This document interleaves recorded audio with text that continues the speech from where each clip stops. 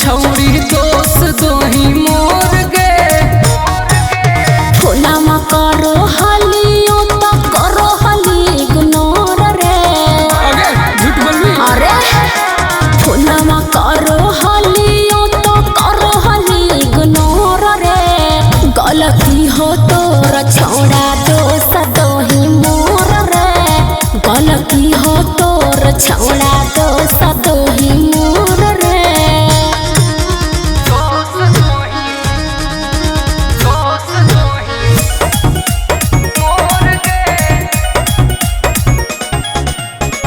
पहले बनलही हमरा प्यार में गुलाम रे।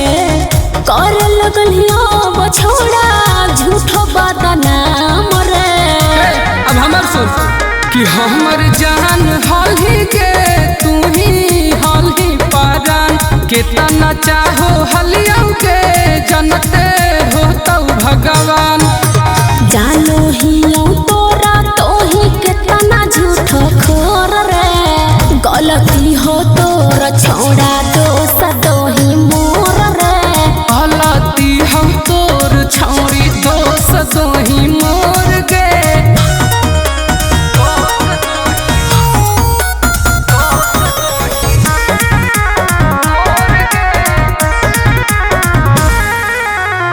तोरा समझावो हलियो भरोसा तू रख रे।